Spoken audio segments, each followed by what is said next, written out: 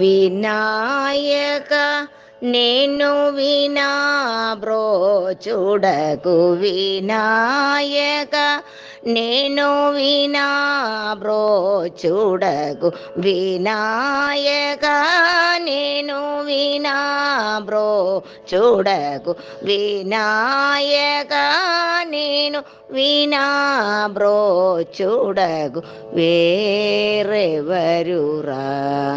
విఘ్నరాజ వినాయక నేను వినా బ్రోచుడకు వేరెవరురా విఘ్నరాజ వినాయక.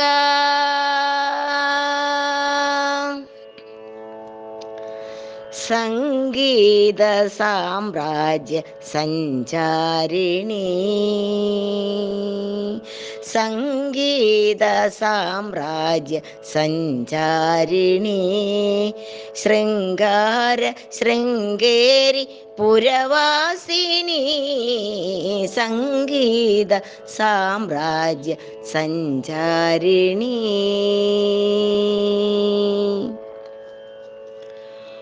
ഓം ഗുരുബ്രഹ്മ ഗുരുർവിഷ്ണു ഗുരുദേവോ മഹേശ്വര ഗുരു സാക്ഷാത് പരം ബ്രഹ്മ തസ്മൈ ശ്രീ ഗുരവേ നമഃ. ഓം ശ്രീ നാരായണ പരമഗുരവേ നമഃ. ഓം ശ്രീ ശാരദാംബികായേ നമഃ.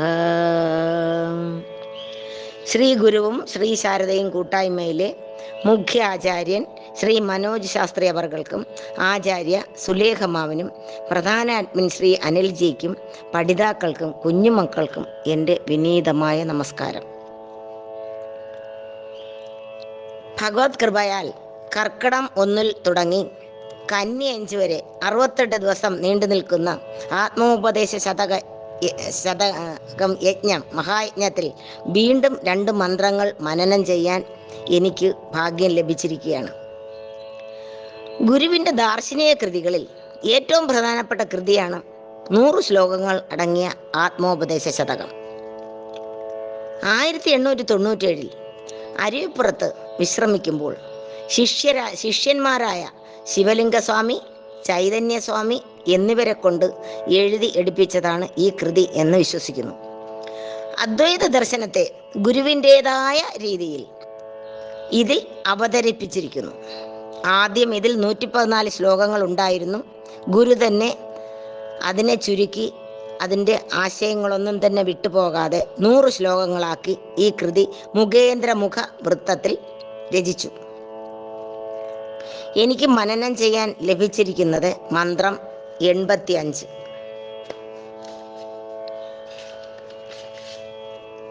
ശ്ലോകം ഒന്ന് ചൊല്ലാം.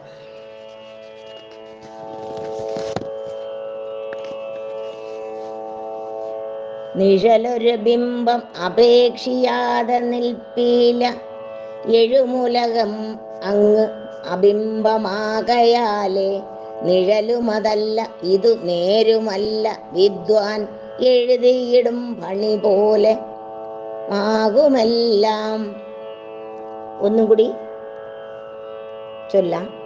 നിഴലൊരു ബിംബം അപേക്ഷിയാതെ നിൽപ്പീൽ, എഴുമുലകമെങ്ങും അബിംബമാകയാലേ. നിഴലുമതില്ലിതു നേരുമല്ല വിദ്വാൻ എഴുതിയിടും പണി പോലെ കാണുമെല്ലാം.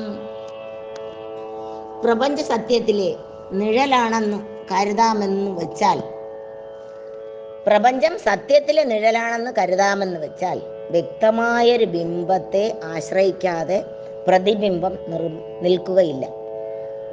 ഉണ്ടായി നശിക്കുന്നതായി കാണപ്പെടുന്ന ഈ ലോകം ഉണ്ടായി നശിക്കുന്നത് കൊണ്ട് തന്നെ ബിംബരൂപമായ ഒരു സത്യ വസ്തുവാണെന്ന് കരുതുക വയ്യ. അതുകൊണ്ട് ഈ പ്രപഞ്ചം ബിംബത്തിൻ്റെ നിഴലുമല്ല, യഥാർത്ഥത്തിൽ ഉള്ളതുമല്ല. ബ്രഹ്മനിഷ്ഠനാകട്ടെ ചിത്രത്തിൽ ആലേഖനം ചെയ്തിരിക്കുന്ന സർപ്പത്തെ പോലെ പ്രപഞ്ച ദൃശ്യങ്ങളെല്ലാം വസ്തു സത്ത ഇല്ലാതെ കാഴ്ചകളായി മാത്രം കാണുന്നു. ഒരു സത്യദർശി പ്രപഞ്ചത്തെ ചിത്രസർപ്പം പോലെ കാണുന്നു. ചിത്രത്തിലെ സർപ്പം വസ്തുവല്ല, അതുണ്ടാകുന്നുമില്ല, മറയുന്നുമില്ല. കടലാസിൽ സർപ്പത്തിൻ്റെ തോന്നൽ ഉളവാക്കി അത്രേ ഉള്ളൂ. ചായം മാച്ചാൽ സർപ്പം ഇല്ലാതാകുന്നു. ഇതുപോലെ ആത്മാവാകുന്ന കടലാസിൽ സങ്കല്പമാകുന്ന ചായം മാച്ചു കളഞ്ഞാൽ പ്രപഞ്ച സർപ്പം ഇല്ലാതാകും. സർപ്പമാണെന്ന തോന്നലുളവായാൽ ചായം ഭയം ഉളവാക്കും. ചായമാണെന്നറിഞ്ഞാൽ ഭയം തീരും. പ്രപഞ്ചം സത്യമാണെന്നറിഞ്ഞാൽ ഭയമുളവാകും. ആത്മാവിലെ വെറും സങ്കല്പമാണെന്നറിഞ്ഞാൽ സങ്കല്പമൊഴിച്ചു മാറ്റി ആത്മസ്വരൂപം കണ്ടു നിർഭയത കൈവരിക്കും. ബ്രഹ്മസാക്ഷാത്കാരം തേടിയയാൾ വ്യവഹാര ദശയിൽ പ്രപഞ്ചം കാണുന്നുണ്ടെങ്കിൽ പോലും ചിത്രസർപ്പത്തെ പോലെ മാത്രമേ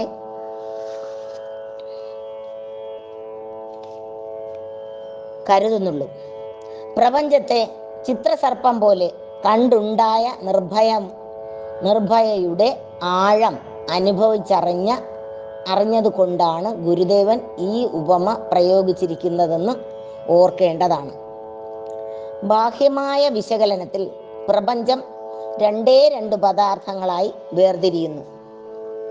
ഈ രണ്ട് പദാർത്ഥങ്ങളാണ് ദൃക്കും ദൃശ്യവും, അഥവാ കാണുന്നവനും കാണപ്പെടുന്നതും, അഥവാ ബോധവും ജഡവും. കാണപ്പെടുന്ന ജഡദൃശ്യങ്ങൾ പരസ്പര ഭിന്നങ്ങളായതുകൊണ്ടും മായാ നിർമ്മിതങ്ങൾ മാത്രമാകുന്നു. കാണുന്ന ബോധം മാറ്റമില്ലാതെ തുടരുന്നത് കൊണ്ട് അതത്രേ സത്യം.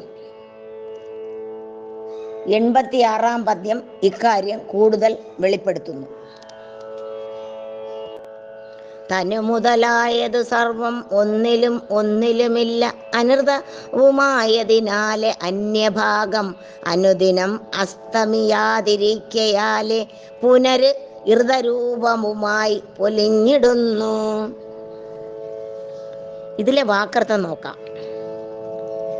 തനു മുതലായത് സർവം, ശരീരം മുതലായ ജഡദൃശ്യങ്ങളെല്ലാം ഒന്നിലൊന്നില്ല, ഒന്നിൽ മറ്റൊന്നില്ല അത്ത പരസ്പര ഭിന്നങ്ങളായ അല്പപ്രതിഭാസങ്ങളാണ്. ആയതിനാലേ അതുകൊണ്ടു തന്നെ അവ അനൃതവും അസത്യമെന്ന് തെളിയുന്നു. അന്യഭാഗം, ഈ ദൃശ്യങ്ങളെ കണ്ടനുഭവിക്കുന്ന ദൃക്ക്, അനുദിനം എന്നും അസ്തമിയാതിരിക്കയാലേ ഒരു മാറ്റവുമില്ലാതെ തുടരുന്നത് കൊണ്ട്. പിന്നെ ഋതരൂപവുമായി സത്യസ്വരൂപമെന്നും പൊലിഞ്ഞിടുന്നു സ്പഷ്ടമായി തെളിയാനിട വരുന്നു. ശരീരം മുതലായ ജഡദൃശ്യങ്ങൾ എല്ലാം ഒന്നിൽ മറ്റൊന്നില്ലാതെ പരസ്പര ഭിന്നങ്ങളായ അല്പപ്രതിഭാസങ്ങളാണ്. അതുകൊണ്ട് തന്നെ അവ അസത്യമെന്നും തെളിയുന്നു. ഈ ദൃശ്യങ്ങളെ കണ്ടനുഭവിക്കുന്ന ദൃക്ക് എന്നും ഒരു മാറ്റവുമില്ലാതെ തുടരുന്നത് കൊണ്ട് സത്യസ്വരൂപമെന്നും സ്പഷ്ടമായി തെളിയുന്നു. ഇനി ഗുരുദേവൻ ഋതുരൂപമായി പൊലിഞ്ഞിടുന്നു എന്ന് പറഞ്ഞതിൻ്റെ ഒരു വ്യാഖ്യാനം നമുക്ക് നോക്കാം. പൊലിയുക എന്ന പദത്തിന് അസ്തമിക്കുന്നു എന്നും ഏകീഭവിച്ച് പ്രകാശിക്കുന്നു എന്നും അർത്ഥമുണ്ട്. ദീപം പൊലിഞ്ഞു എന്നിടത്ത് അണഞ്ഞു എന്നാണ് അർത്ഥം. നെല്ല് പൊലിഞ്ഞിട്ടുണ്ട് എന്നിടത്ത് ധാരാളം ഉണ്ടായിട്ടുണ്ടെന്നർത്ഥം. ഈ പദ്യത്തിൽ രണ്ടർത്ഥവും ഉണ്ട്. അസത്യജഡം അനൃതവുമായി പൊലിഞ്ഞിടുന്നു എന്ന് പറഞ്ഞാൽ സത്യത്തോടടുക്കും തോറും ജഡദൃശ്യങ്ങൾ സ്വയം അസത്യങ്ങളാണെന്നു തെളിയിച്ചുകൊണ്ട് അസ്തമിക്കുന്നു എന്ന് താല്പര്യം. ഋതരൂപവുമായി പൊലിഞ്ഞിടുന്നു എന്ന് പറഞ്ഞാൽ ജഡദൃശ്യങ്ങൾ മാഞ്ഞു മറയുന്നതോടെ ദൃക്കായ ബോധം അഖണ്ഡരൂപം കൈക്കൊണ്ട് അദ്വയമായി പ്രകാശിക്കാനിടവരുന്നു എന്ന് താല്പര്യം. കണ്ണ് രൂപം കാണുമ്പോൾ കണ്ണ് ദൃക്കും രൂപം ദൃശ്യവുമാണ്. എന്നാൽ മനസ്സ് കണ്ണിനെ അറിയുമ്പോൾ മനസ്സ് ദൃക്കും കണ്ണ് ദൃശ്യവുമായി മാറുന്നു. ഇനിയും മനസ്സ് സങ്കല്പങ്ങളെ ബോധം പ്രകാശിക്കുമ്പോൾ ബോധം ദൃക്കും സങ്കല്പങ്ങൾ ദൃശ്യങ്ങളുമായിത്തീരുന്നു. ദൃക്ക് ദൃശ്യബോധം ഇവിടെ അവസാനിക്കുന്നു. ബോധമാകട്ടെ മറ്റൊന്നിനും ദൃശ്യമല്ല. മറ്റൊന്നിനും ദൃശ്യമായി തീരാത്തതുകൊണ്ട് ബോധം സ്വയം പ്രകാശിച്ചു നിൽക്കുന്നു. സ്വയം പ്രകാശിച്ച് നിൽക്കുന്ന സത്യമാണെന്നറിയേണ്ടതാണ്. ദൃക്ക് ദൃശ്യ വിവേകത്തിൽ മറ്റൊരു പ്രത്യേകത കൂടി ശ്രദ്ധിക്കാനുണ്ട്. ദൃശ്യഭേദങ്ങളെല്ലാം ദൃക്കിൽ ഒടുങ്ങുന്നതായി കാണുന്നു. രൂപഭേദങ്ങളെല്ലാം കണ്ണിൽ ഏകീഭവിക്കുന്നു. ശബ്ദഭേദങ്ങളെല്ലാം ചെവിയിൽ ഏകീഭവിക്കുന്നു. ഇന്ദ്രിയഭേദങ്ങളെല്ലാം മനസ്സിൽ ഏകീഭവിക്കുന്നതായി കാണുന്നു. അങ്ങനെ മനസ്സിൻ്റെ സങ്കല്പങ്ങളെല്ലാം ബോധത്തിൽ ഏകീഭവിക്കുന്നതായി കാണേണ്ടതാണ്. അപ്പോൾ എല്ലാ ദൃശ്യഭേദങ്ങളെയും തന്നിൽ ഏകീഭവിച്ച് സ്വയം പ്രകാശിച്ച് നിൽക്കുന്ന നിത്യസത്യമാണ് ബോധമെന്ന് കാണാൻ വിഷമില്ലല്ലോ. ദൃശ്യമെന്ന വേദാന്ത കൃതിയിൽ പ്രഖ്യാപിച്ചിരിക്കുന്നതും ഇതുതന്നെ. ശ്ലോകം 6 പറയുന്നത്, ചിദ്രൂപമായ ഈ ദൃക്ക് ഉദിക്കുന്നില്ല, അസ്തമിക്കുന്നില്ല, വർദ്ധിക്കുകയോ ക്ഷയിക്കുകയോ ചെയ്യുന്നില്ല, സദാ സ്വയം പ്രകാശിക്കുകയും ചെയ്യും. ശ്രീ ശങ്കര ഭഗവത്പാദർ ബ്രഹ്മജ്ഞാനാവലി ലീലമാല എന്ന കൃതിയിൽ ലീലമാല എന്ന കൃതിയിലും ഇങ്ങനെ പ്രഖ്യാപിച്ചിരിക്കുന്നു. ദൃക്കെന്നും ദൃശ്യമെന്നും രണ്ടേയുള്ളൂ പദാർത്ഥങ്ങൾ. ഇവ വെളിച്ചവും ഇരുളും പോലെ പരസ്പരം വിരുദ്ധങ്ങളാണ്. ഇവയിൽ ദൃക്ക് ബ്രഹ്മം, ദൃശ്യം മായയും. ഇതാണ് വേദാന്തത്തിൻ്റെ പെരുമ്പറ ഘോഷം. പദ്യത്തിൽ ഗുരു അനുദിനം അസ്തമിയാതിരിക്കുന്ന ഇർദ്ധരൂപമെന്ന് പ്രഖ്യാപിച്ചിരിക്കുന്നത് ഈ ദൃക്കിനെ തന്നെയാണ്. ഇത്രയും പറഞ്ഞുകൊണ്ട് ഈ ചെറു പ്രഭാഷണം ഇവിടെ അവസാനിപ്പിക്കുന്നു. ഇന്ന് ഉത്രാടമായിട്ട് ഇത് അവതരിപ്പിക്കാൻ ലഭിച്ചതിനും ഭാഗ്യമായിട്ട് ഞാൻ കരുതുന്നു. എല്ലാവർക്കും എൻ്റെ ഹൃദയം നിറഞ്ഞ ഓണാശംസകൾ. ഇതിന് അവസരം ഒരുക്കി തന്ന സാരഥികൾക്കും പ്രത്യേകിച്ച് ബിന്ദുഷാജിയോടും എല്ലാ ശ്രോതാക്കളോടും എൻ്റെ നന്ദി രേഖപ്പെടുന്നു. ഗുരുധർമ്മം ജയിക്കട്ടെ. ഓം ശ്രീ നാരായണ പരമഗുരവേ നമഃ. ഓം ശ്രീ ശാരദാംബികായേ നമഃ.